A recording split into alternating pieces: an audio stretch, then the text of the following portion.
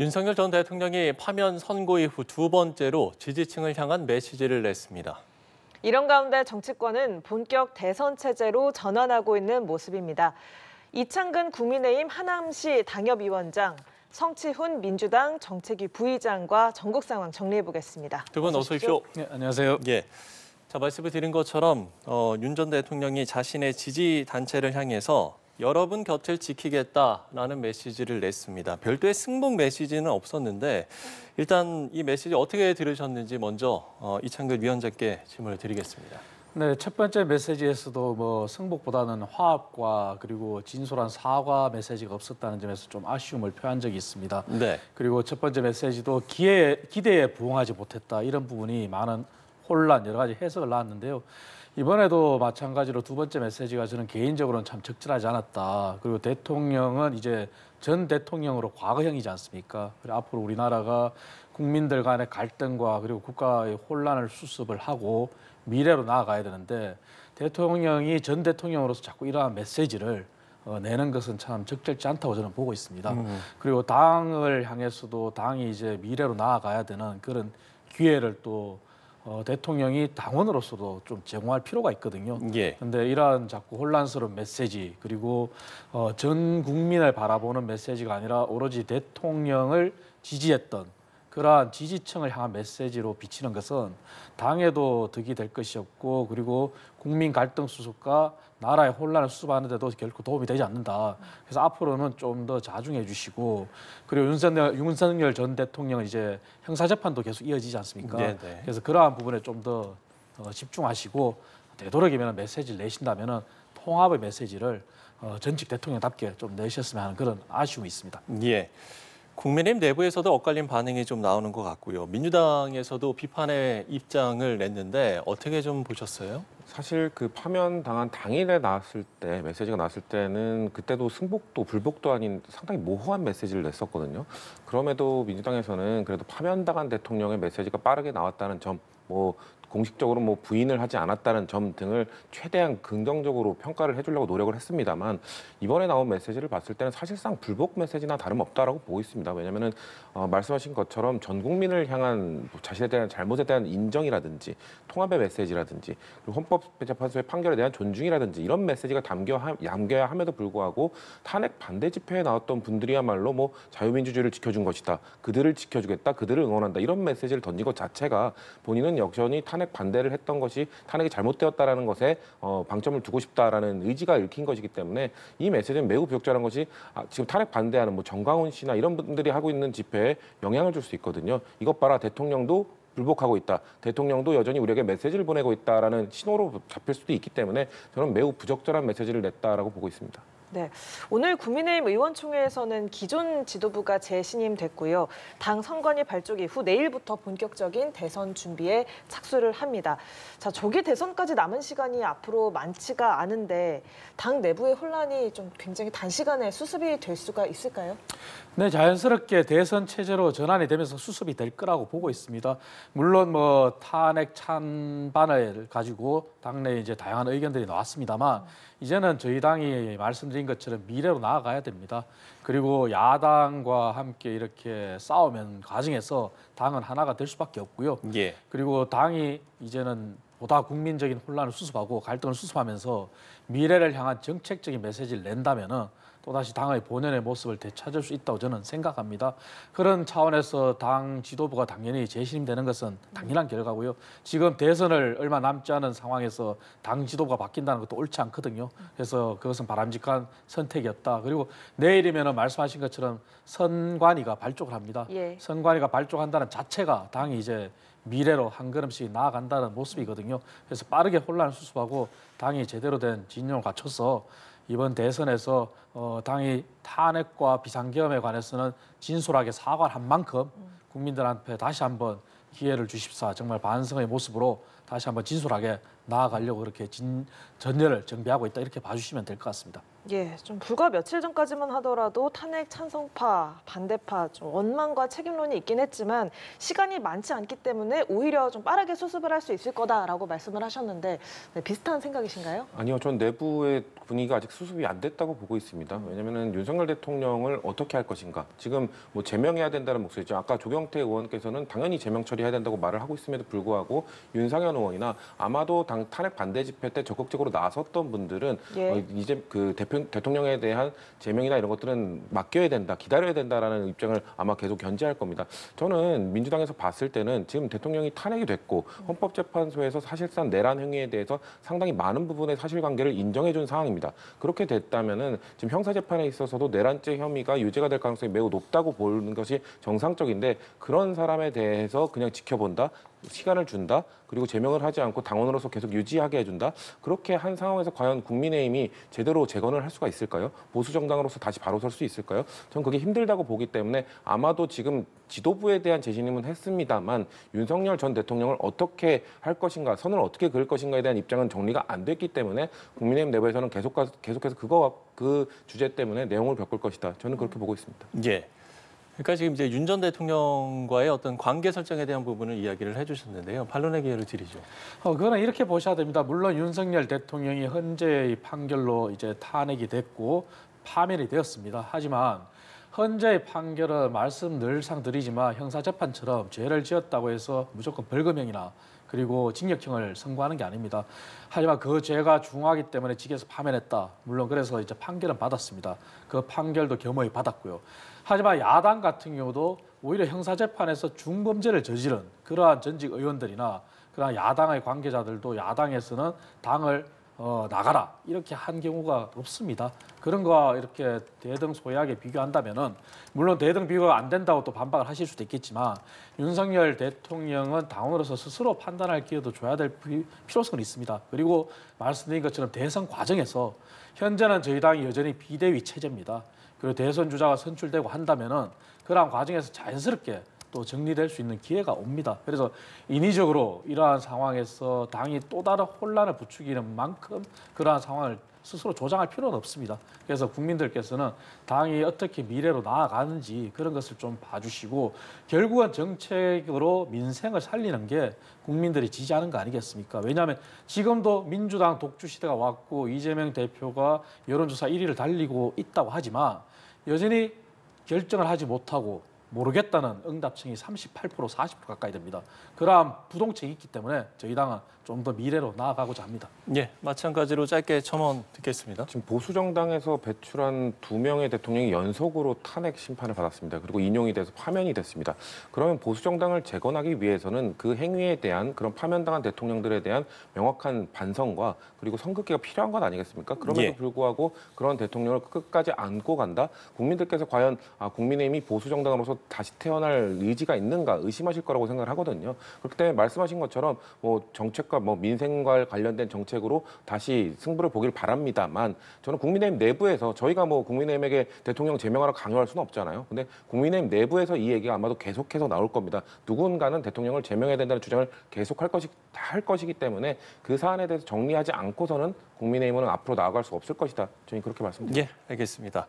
자, 결국 2달도 채 남지 않은 대선 상황에서 결국 이제 중도층 마음을 누가 선점할 것인가 이 부분이 이제 가장 중요할 것 같습니다. 일단 민주당 얘기를 이번에는 좀 해보면 과연 이제 이재명 대표에 맞설 경쟁 후보가 부상할 것인가 이 부분이 이제 가장 큰 관심사인 것 같습니다. 그렇죠. 어떻게 좀 전망을 하십니까? 사실상 현실적으로는 지금 이재명 대표를 이길 수 있는 후보가 보이지 않죠. 그런데 그럼에도 불구하고 이재명 대표의 외에 다른 후보들이 경선 과정이나 이런 데 적극적으로 좀 나와서 다른 모습을 내줘야 한다고 생각합니다. 이재명 대표도 그런 후보들을 품는 모습을 보여줘야 왜냐하면 이재명 대표에 대한 지지가 압도적이긴 합니다만 그 지지만으로는 본선에서 승리할 수 없을 것이거든요. 왜냐하면 이재명 대표가 아닌 김동연 지사, 뭐 김부겸 전 총리, 뭐 김경수 전 지사 이런 분들이 좋아서 민주당을 지지하는 분들도 있을 것이기 분들이기 때문에 그런 분들의 표를 한 표 한 표 다 모아야 본선에도 승리할 수 있으니까 저는 그런 분들이 큰 역할을 해줘야 된다고 생각합니다. 그렇기 예. 때문에 이재명 대표도 그분들을 품어야 된다는 생각도 충분히 가지고 있을 거기 때문에 경선 과정을 통해서 그런 좀 화합된 모습을 보여주는 게 민주당에 주어진 과제가 아닌가 그렇게 생각합니다. 예, 물론 이제 상대당의 이야기이긴 합니다만 민주당의 어떤 경선 과정들 좀 전망을 해주신다면요.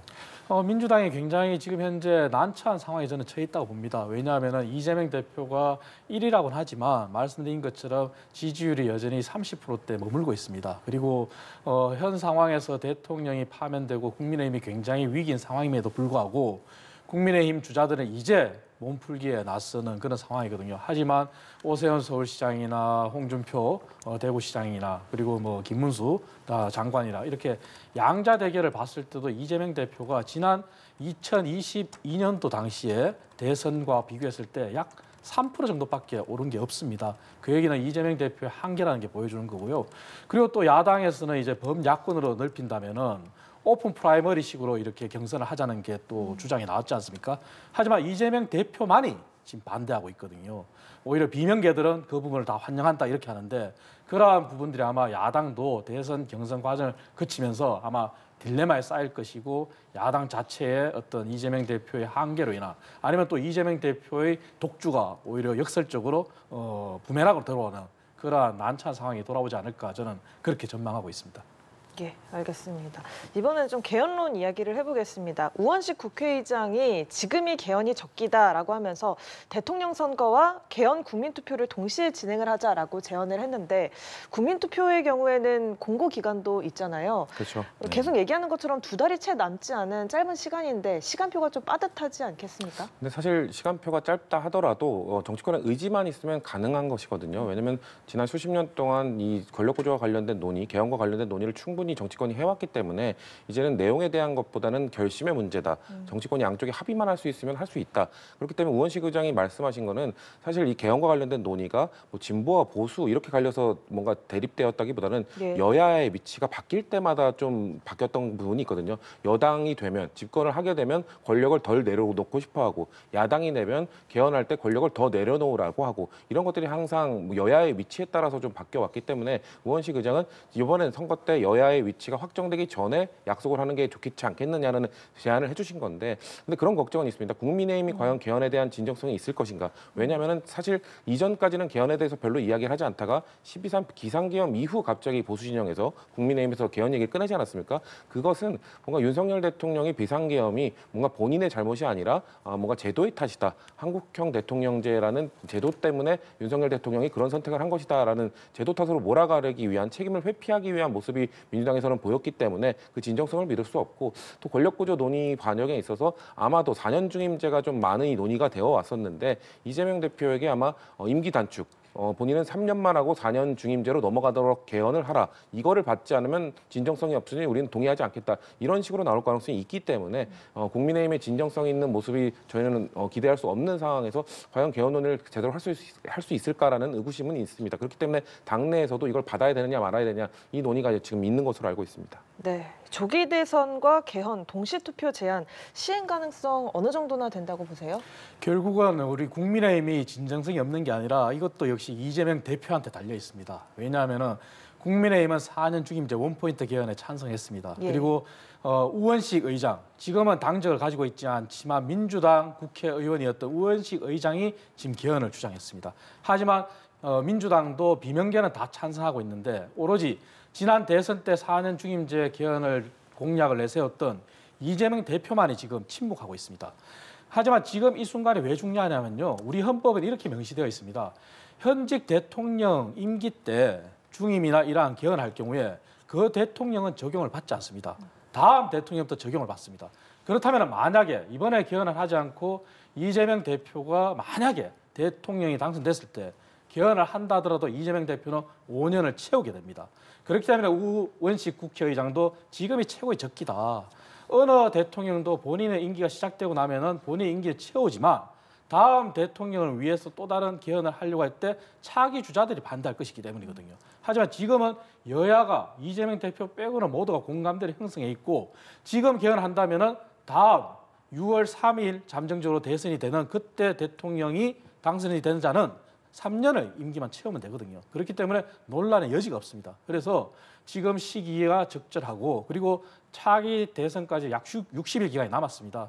개정안을 발의하는 것은 전혀 문제가 없을 것 같아요. 하지만 국회에 3분의 2가 찬성해야 됩니다.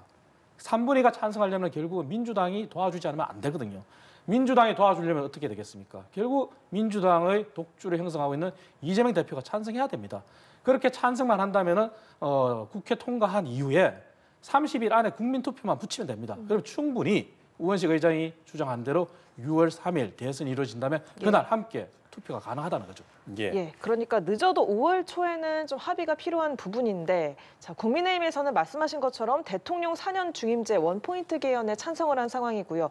또 민주당에서는 내란 종식이 우선이라는 분위기가 지배적이기 때문에 양당의 개헌에 대해서 공감대는 있지만 좀 미묘한 온도차가 있다 이런 의견도 있거든요. 어떻게 생각하세요? 제가 아까 말씀드린 것처럼 지금 예. 국민의힘은 4년 중임제 원포인트 개헌 여기에만 꽂혀 있는 겁니다. 그 주장을 계속하는 이유는 지금 현 시점에서 가장 대통령이 될 가능성이 높은 이재명 대표에게 뭔가 본인은 이 3년만 하라는 지금 주장을 압박을 하고 있는 거예요. 왜냐하면 이재명 대표가 2023년에 뭔가 본인도 4년 중임제 찬성한다는 의견을 냈던 이유는 그 당시에 정상적으로 임기가 진행이 됐더라면은 예. 차기 대통령도 임기를 단축하거나 그럴 필요가 없었습니다. 근데 윤석열 대통령이 이렇게 갑자기 비상계엄을 하고 파면이 되면서 임기를 비정상적으로 종료를 하게 됨으로써 차기 대통령이 4년 중임제 개헌을 하게 되면은 임기를 3년밖에 하지 못하게 되는 그런 일이 발생한 것이거든요. 그렇기 때문에 만약에 이재명 대표가 대통령으로 되길 원하는 국민들의 입장에서 봤을 때는 갑자기 정치권에서 권력구조 개헌 논의를 하더니 내가 지지하는 대통령은 3년만 하라고 이걸 받아들일 수 있을까요? 그렇기 때문에 국민적 논의가 이렇게 아직 이루어지지 않은 상태에서 3년 개헌만 하는 것은 임기 단축 개헌만 하는 것은 제가 봤을 때는 불공정하다. 그렇기 때문에 지금 개헌이 사실 기본권 논의도 있고 자치분권 논의도 있고 상당한 많은 논의들이 있거든요. 이런 부분에 대해서 합의될 수 있는 부분만 먼저 통과시킨다면 민주당도 언제든지 개헌에 참여를 할 거라고 생각하고 있습니다. 네, 성치현 부의장 말씀에 좀 덧붙이실 말씀 있으실까요? 조금 사실관계가 잘못된 게요. 저희 국민의힘이 4년 중임제 원포인트 개헌한 거는 맞습니다. 하지만 말씀드린 것처럼 우원식 의장도 동일한 의견입니다. 그리고 우원식 의장이 얘기한 것처럼 우리가 선거구제 개편이나 그리고 지방선거제도 개편과 같은 그러한 부분은 차기 지방선거 때 개헌을 하자고 돌렸습니다. 중요한 것은 가장 중요한 부분이 권력구조 개편 아니겠습니까? 그 권력구조 개편이 87년 체제를 종식하자는 것이고 그 부분에 대해서 우원식 국회의장이 제안했습니다. 그렇다면 그 부분은 민주당도 공감을 하는 부분이거든요. 그래서 이번 개헌은 시간이 허락하는 한 원포인트 권력구조에 초점을 맞추고 그 외의 부분은 하지 말자는 게 아니라 더 심사숙고해서 차기 총선에 영향을 미칠 수 있는 선거구제 개편 그리고 지방선거와 관련된 선거구제 개편 그리고 기본권 문제 등등등은 차기로 돌리자는 겁니다. 하지 말자는 게 아닙니다. 그것은 내년 지방선거 때 맞춰서 하면 됩니다. 하지만 권력구조 개편은 말씀드린 것처럼 이번에 하지 않으면 차기 대통령 때나 도저히 할 수가 없습니다. 지금 현재 권력이 공백 시기에 해야지만 차기 대통령이 3년의 임기를 거치고 그다음 안정적인 대통령이 들어올 때는 4년 중임 체제로 갈 수 있는 거거든요. 그래서 투트랙으로 나누자고 하는 것은 국회의장이 제안 아니라고 말씀드립니다. 예, 알겠습니다. 자, 보수 진영 잠룡들도 기지개를 펴는 모습인데 어떤 후보가 또 어떤 약속으로 보수 진영의 민심을 얻을지 이 부분도 관심사인 것 같습니다. 이 부분에 대한 전망도 좀 두 분의 의견 듣겠습니다. 먼저 전망을 해주신다면요? 이번 주 이제 저희 국민의힘 의원들 그리고 국민의힘 잠재 주자들이 아마 출마 선언을 이어갈 것 같습니다. 그 얘기는 이제 당이 내일 선관위가 발족이 되면은 당연히 해야 되는 절차고요. 물론 지금 보수 진영의 후보들이 열세인 건 사실입니다. 뭐 탄핵이랑 아픔을 거쳤기 때문에.